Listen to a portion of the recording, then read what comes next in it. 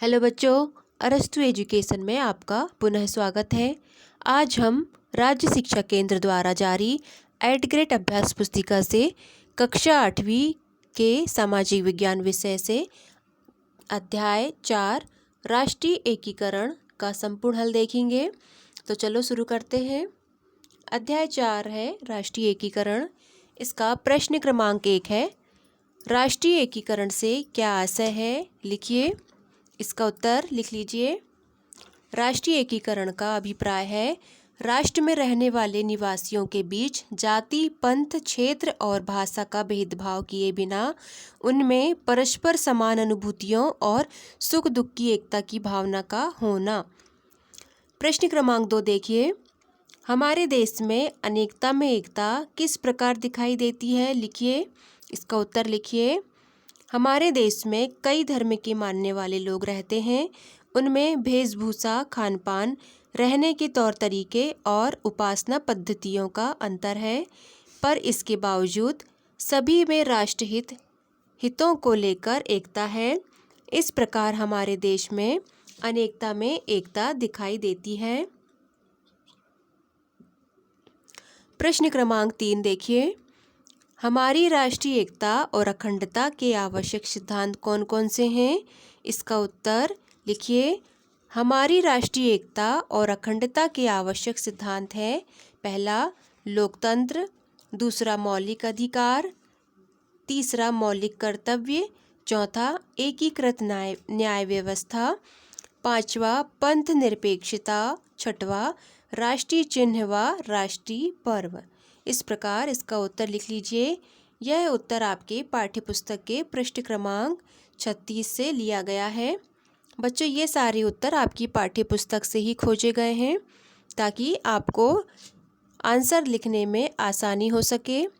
यदि आप हमारे चैनल पर नए हैं तो हमारे चैनल को सब्सक्राइब कर लीजिए और बेल आइकन में ऑल के बटन को प्रेस कीजिए ताकि हमारे आने वाले सारे वीडियो आप तक पहुंच सके।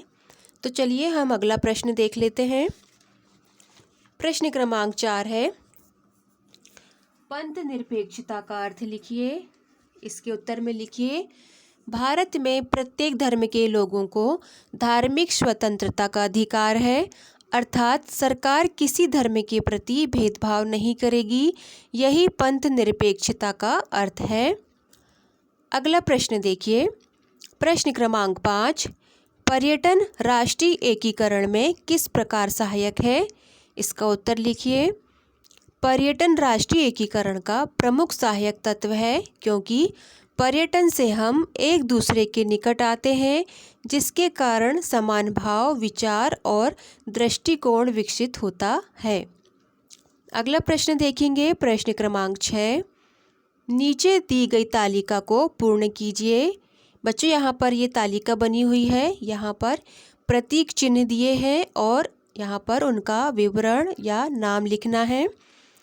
पहला है राष्ट्रीय ध्वज। राष्ट्रीय ध्वज हमारा तिरंगा है, इसका नाम लिख लीजिए। दूसरा है राष्ट्रीय गान। हमारा राष्ट्रगान है जन गण मन, यहाँ पर लिख लीजिए।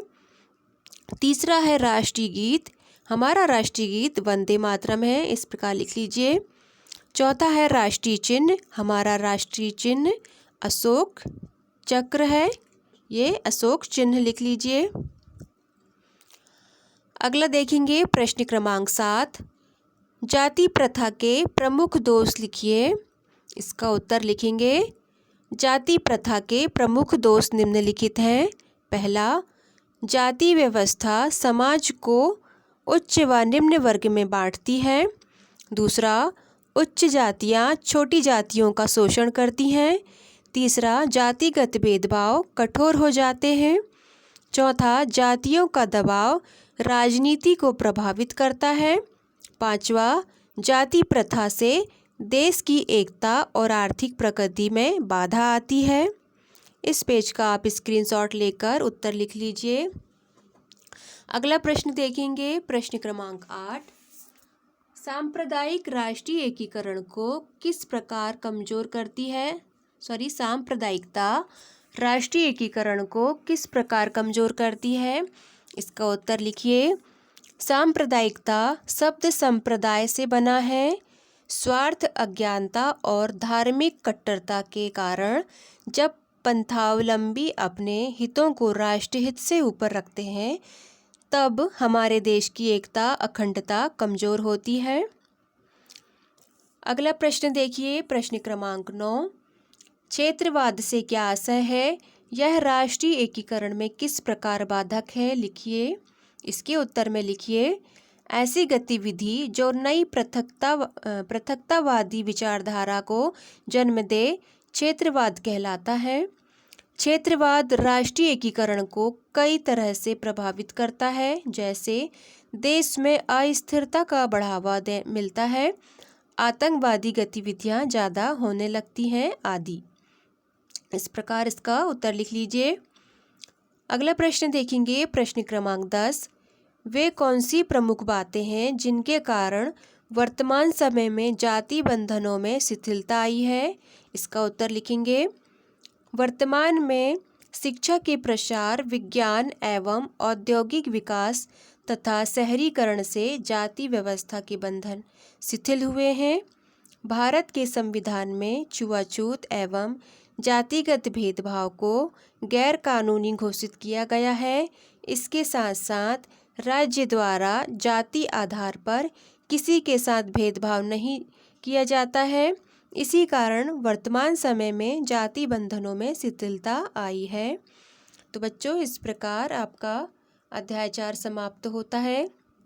यदि आप हमारे चैनल पर नए हैं तो हमारे चैनल को सब्सक्राइब कर लें और बेल आइकन में ऑल के बटन को प्रेस कर लें। आपको वीडियो अच्छा लगता है तो इसे शेयर करें अपने दोस्तों के साथ। और वीडियो को लास्ट तक देखने के लिए धन्यवाद।